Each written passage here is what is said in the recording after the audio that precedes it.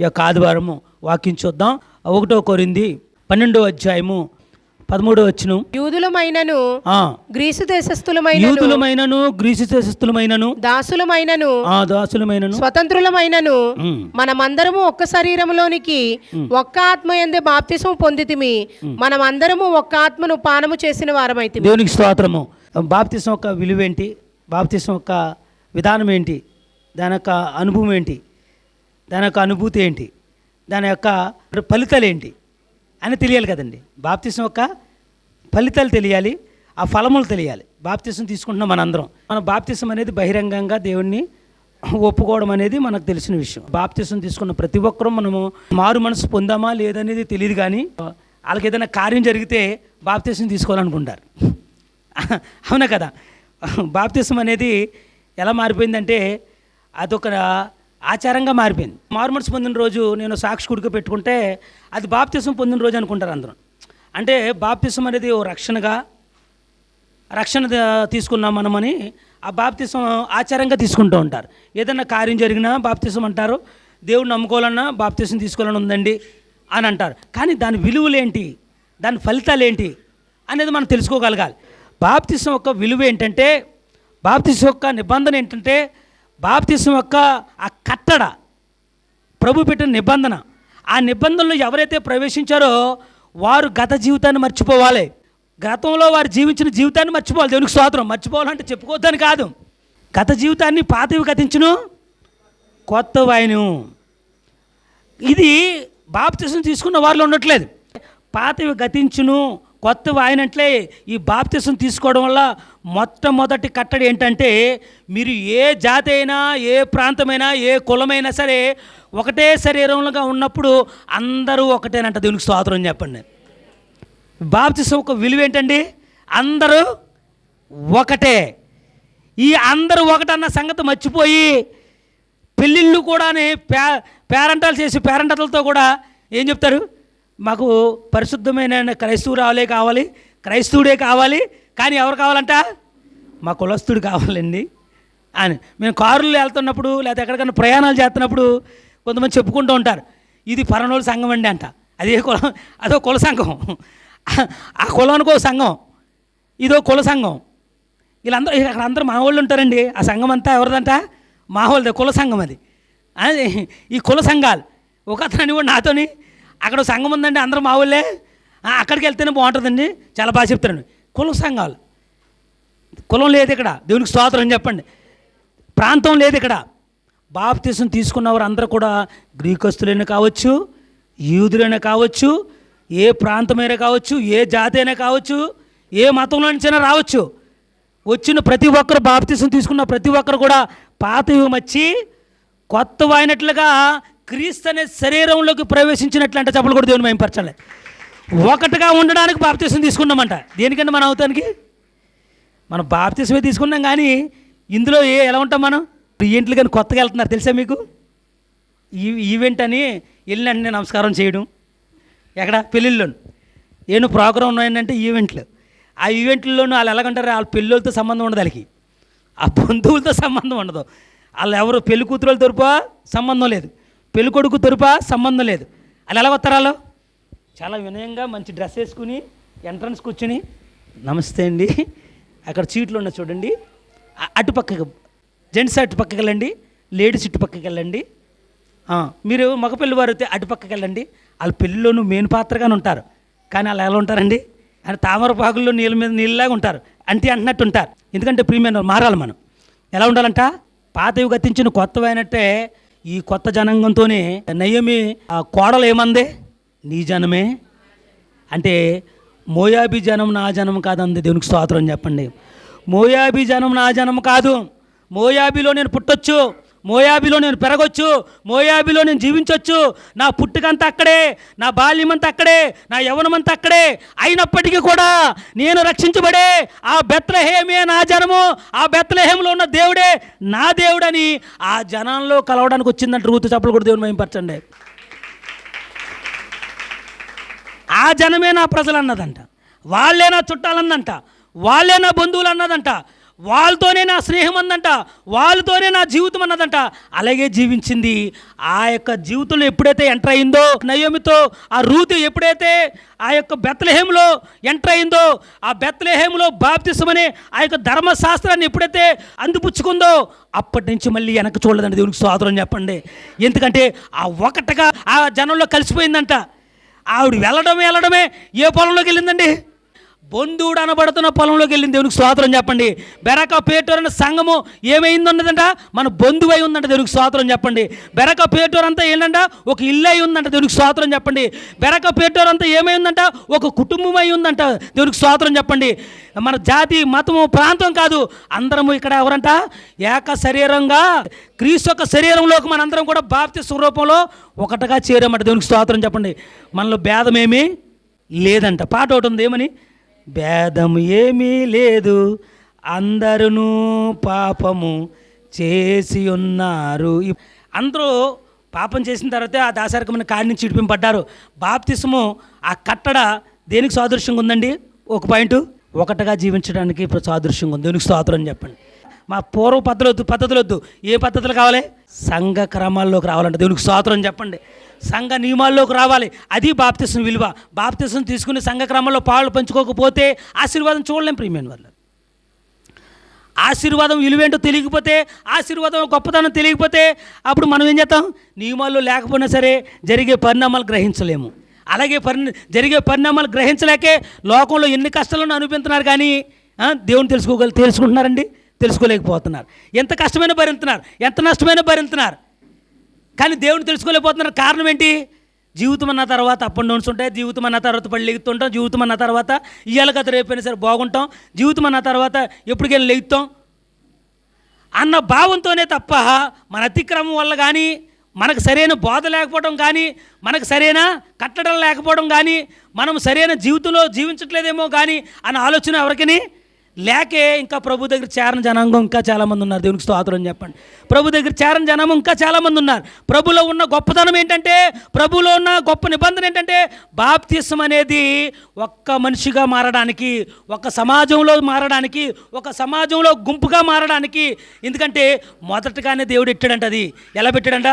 నిర్గమాకాండము 12వ అధ్యాయము 51 అనుకుంటా, చదువమ్మా. యెహోవా ఇశ్రాయేలీయులను వారి వారి సమూహములు చొప్పున ఆనాడే ఐగుప్తు దేశంలో నుండి ఐగుప్తు దేశంలో పెడిచాడంట. ఒక సమూహంగా ఉంటే గనక, ఒక కట్టల్లో ఉంటే గనక, ఏక శరీరమైన దేవుని యొక్క క్రీస్తు శరీరంలో మనం ఏకమై ఉంటే గనక మనకి ఏ ప్రమాదం ఉండదంట. దేవునికి స్తోత్రం చెప్పండి. ప్రమాదము పొంచి ఉన్నదని ముందుగా తెలిసిన దేవుడు మనల్ని సమూహంగా మార్చాడంట. దేవునికి స్తోత్రం చెప్పండి.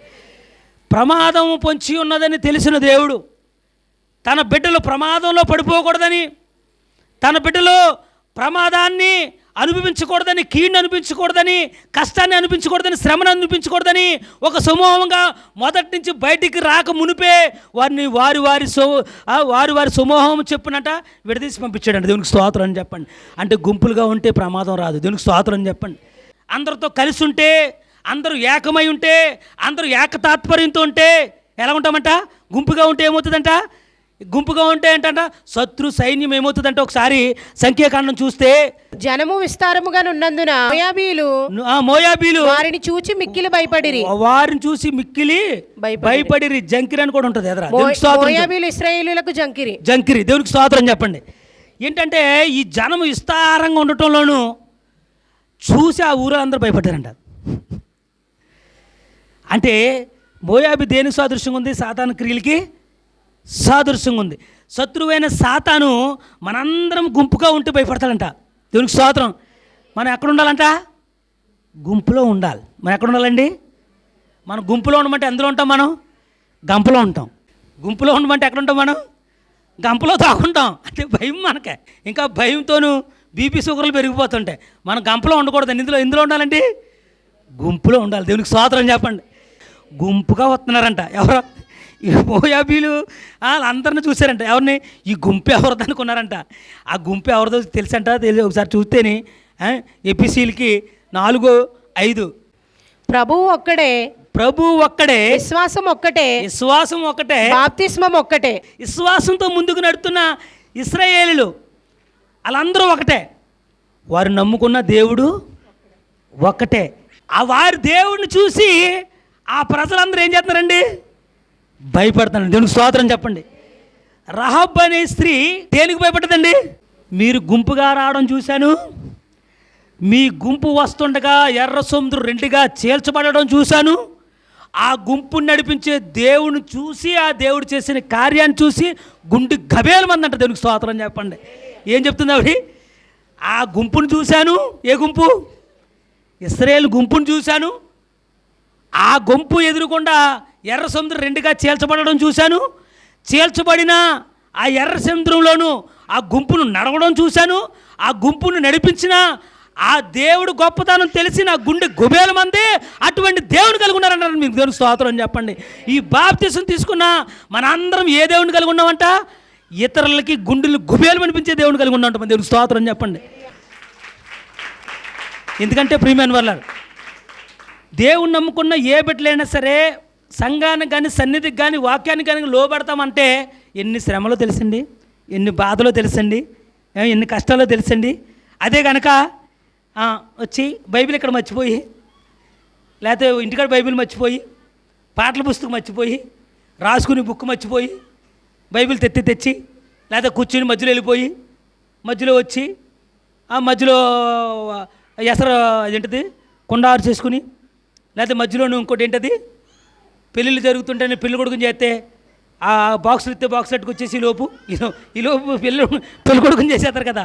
ఈ బాక్సులు పోతాయేమని భయమేసి వెళ్ళి గబగబా 2 అత్యంతలు వేసేసి బాక్సులు తెచ్చేసుకుని అక్కడ పెట్టేసి గబగబా లోనికి వచ్చేసి ఈ గుంపులు ఎవరేమంటారు తెలుసా మీకు? ఆ గుంపులో జనాన్ని ఎవరేమంటారా? ఎవరు వాళ్ళకి అధికారి ఎవరు ఉండరు, వాళ్ళని ఎవరేమనరు. ఆ మిడిమిడి భక్తి చేసి వాళ్ళని ఎవరో పట్టించుకోరు. కానీ దేవునితో ఎక్కువ సావాసం చేస్తామంటే దయముచ్చేద్ది అవతల వాళ్ళకి. దేవునికి స్తోత్రం చెప్పండి. గుబేలు అనిపిస్తాడు దేవుడు. దేవునికి స్తోత్రం చెప్పండి. దేవుని బాగా ఆరాధిద్దాం అనుకున్నా, దేవునితో బాగా సాహసంగా చేద్దామనుకున్నా, దేవుని సంఘంతో పెనివేసుకుని ఉందామనుకున్నా, ఆ ప్రజలను చూస్తే ఇతరులకు ఎలా ఉంటుందంట? గుండు గుబేలు అంటుందంట. దేనికి? వీళ్ళు బాగుపడిపోతారేమని. చెప్పలు కూడా దేవుని మైపరచండి. వీళ్ళు బలపడిపోతారేమని, మాకంటే భక్తి నేర్చేసుకుంటారేమని, మాకంటే పాటలు వచ్చేస్తాయేమని, మాకంటే ముందుగా ఆశీర్వదింపబడిపోతారేమని. ఇదో కుల్లి ఒకరు బాగుపడుతుంటే మనం చూడలేము. అది ఎవరి లక్షణం అండి? సాతాను లక్షణం. దేవునికి స్తోత్రం చెప్పండి. ఇశ్రాయేలు ప్రజలు బాగుపడుతున్నా, వారు నడుతున్న మార్గంలోనూ ఏది అడ్డొచ్చినా, మార్గాలన్నీ సరళం చేస్తున్నా, ఆ దేవుని చూసి సాతాను సైన్యం ఏం చేస్తుందంట? భయపడిపోతుందంట. దేవునికి స్తోత్రం చెప్పండి. మన సమూహాన్ని చూసి సాతాను సైన్యం ఏం చేయాలి? భయపడాలి. దేవునికి స్తోత్రం చెప్పండి. దేవుడు చేసే కార్యాన్ని గుర్తించాలంటే మనం ఒకటైన దేవుడు దగ్గర ఒకటైన మనిషిగా కలిసిపోవాలంట. దేవునికి స్తోత్రం చెప్పండి. సంఘంలో ఒకటేగా ఉన్న దేవుడు తండ్రి కుమార పరిశుద్ధాత్మ నామంలో ఒకటే ఉన్న దేవునికి ఒకటే ఉన్న ప్రజలుగా కలిసిపోవాలంట మనందరం కలిపి. అప్పుడే శత్రువైన సాతాను భయపడతాడంట. మన మీద ఏది దాడి చేయాలన్నా శత్రువైన సాతానికి అధికారం కోల్పోతాడంట. దేవునికి స్తోత్రం చెప్పండి. ఎందుకంటే ఆ దేవుడిని ఢీక్కోవడం చాలా కష్టం. ఆ దేవుని నమ్ముకున్న ప్రజలు ఢీక్కోవడం చాలా కష్టం. వాళ్ళందరూ ఒకే మాట మీద ఉంటారు. ఎవరాళ్ళు? ఇశ్రాయేలు ప్రజలు ఏ మాట మీద ఉంటారండి? వాళ్ళు ఒకే మాట మీద ఉంటారు, ఒకే మన్నా తింటారంట, ఒకే బండ మీద వచ్చి నీరు తాగుతారంట కదా, ఒకే చోట కూర్చుంటారంట. వాళ్ళకి భేదం ఏమీ లేదంట. ఏమైనా ధనవంతులని భేదం లేదంట. మనకి మనం ఏమనుకుంటామండి? బ్రదర్ ఆడిని బెదర్ అంటావేంట్రా? ఆడెక్కడ? ఇక్కడ పుట్టినాడు. ఎక్కడ? నన్ను అంటాడు నువ్వు. మీరెక్కడ? మేమెక్కడ? మీరు ఊరు చివరి నుండి వాళ్ళు, లేకపోతే తోకల నుంచి పుట్టినోళ్ళు మీరు నన్ను అన్నీ అంటారు మీరు. ఇలాగా మన అలా కాదు. ఎలాగా?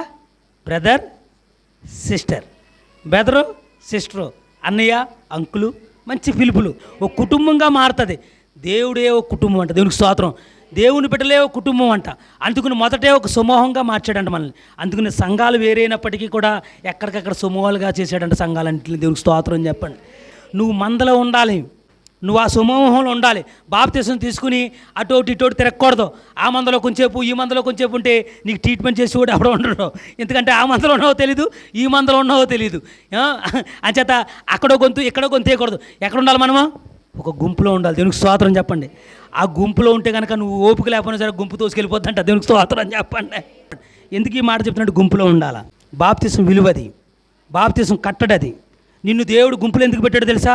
నీకేదైనా కష్టం వచ్చినా, నష్టం వచ్చినా, బాధ వచ్చినా, వ్యాధులు వచ్చినా ఆ గుంపు నిన్ను తోసుకుపోద్ది. నువ్వు నడవలేకపోయినా సరే, ఇశ్రాయేలు ప్రజల్లోనూ అనేక మంది గర్భిణీ స్త్రీలు ఉండొచ్చు, ఇశ్రాయేలు ప్రజల్లోనూ అనేక మంది వికలాంగులు ఉండొచ్చు, ఇశ్రాయేలు ప్రజల్లోనూ అనేక మంది రోగులు ఉండొచ్చు, ఇశ్రాయేలు ప్రజల్లోనూ అనేక మంది వృద్ధులు ఉండొచ్చు. కానీ ఈ వృద్ధులందరూ కూడా, ఇశ్రాయేలు ప్రజల్లో ఉన్న ఆ గర్భిణీ స్త్రీలందరూ కూడా, ఇశ్రాయేలు ప్రజలు ఉన్న వికలాంగులందరూ కూడా, ఇక ఇశ్రాయేలు ప్రజలు ఉన్న ఆ రోగులతో ఉన్నవారు, నడవలేని వారు, గుడ్డువారు అనేక మంది ఉండొచ్చు. కానీ అందరూ కూడా ఆ గుంపులో ఉండడం వల్ల ఆ గుంపు అంతా కూడా వెళ్ళిన బట్టలు నలిగిపోలేదంట, చెప్పులు అరిగిపోలేదంట, ఆ గుంపులో అందరూ కొట్టుకుపోయారంట.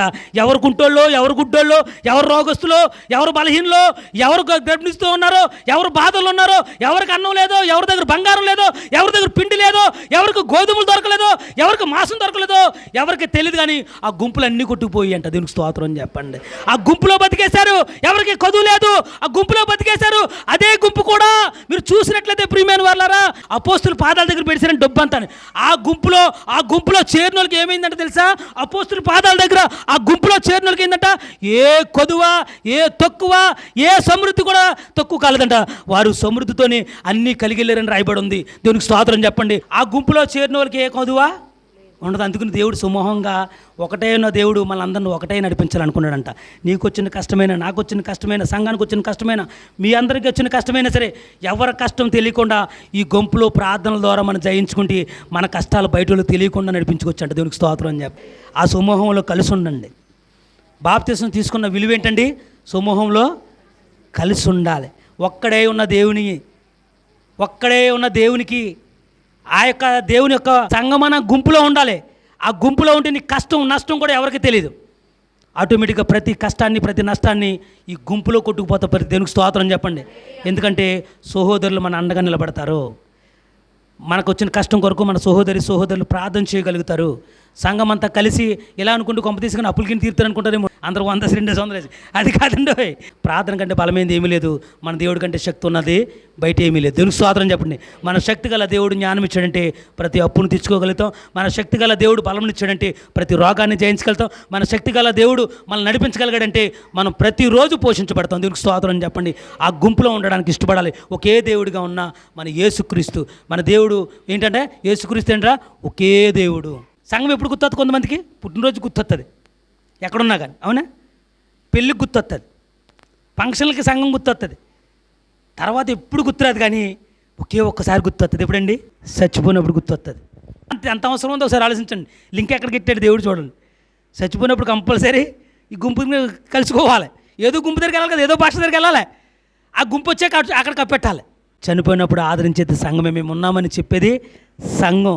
ఏమీ పర్వాలేదు, మీ నాన్న వెళ్ళిన చోటకి మనము వెళ్తాం, మీ అమ్మ వెళ్ళిన చెట్టుకి మనమే వెళ్దాం, మనం కూడా చనిపోతామని ధైర్యాన్ని ఇచ్చింది సంఘం అని చెప్పేది ఏదైనా ఉందంటే ఈ భూమి మీద యేసు ప్రభు గుంపు. దేవునికి స్తోత్రం చెప్పండి. చప్పలు కూడా దేవుని మహిమపరచండి. యేసు ప్రభు గుంపు ఆదరించేది. దానికి కూడా ఆ కూడుకు కూడా పేరేంటో తెలుసా? ఆదరణ కూడిక. ఆదరించే కూడిక. ఆదరించేవారు ఎవరు ఉన్నారంటే యేసు ప్రభు ప్రజలు. యేసు ప్రభులో బాప్తిసం తీసుకున్న మనము ఆదరించేవారిగా ఉండాలి, ఒకటిగా జనంగా ఉండాలి, ఒకే గుంపుగా జీవించాలి. కొలసి 2:12 మీరు బాప్తిస్మమందు ఆయనతో కూడా పాతి పెట్టబడిన వారై ఆయనను మృతులలో నుండి లేపిన దేవుని ప్రభావమందు విశ్వసించుట ద్వారా ఆయనతో కూడా లేచితిరి. దేవునికి స్తోత్రం. ఆరాధన చేసేటప్పుడు ఏం చెప్తూ ఉంటాను నేను, మనం ఇతర ప్రజలకు ఏం తెలియపరుస్తామండి మన జీవితాన్ని? బాప్తిస్మం అంట ఇతర ప్రజలకు ఏం తెలియపరుస్తుందంట? ఇలా లేచేవారని. దేవునికి స్తోత్రం చెప్పండి. మృతులలో పాతి పెట్టబడి యేసు ప్రభు ఎలా లేచాడో మేము అలాగే మళ్ళీ తిరిగి లేస్తామని చెప్పే జనాంగం ఏదైనా ఈ భూమి మీద ఉందంటే అది యేసు ప్రభు జనాంగం అంట. ఆదివారం మనం ఎందుకు ఆరాధించమంట? తిరిగి లేస్తామని చెప్పి. దీనికి స్తోత్రం చెప్పండి. ఈ బాప్తిసం యొక్క రెండో విలువ ఏంటండి అంటే తిరిగి లేచామని తిరిగి చెప్పగలిగింది భూమి మీద సాదృశ్యంగా ఉన్నది ఏదైనా ఉందంటే యేసుప్రభు గుంపు అంట. ఈ గుంపు చనిపోయినా సరే మళ్ళీ తిరిగి లేస్తారంట. దేవునికి స్తోత్రం చెప్పండి.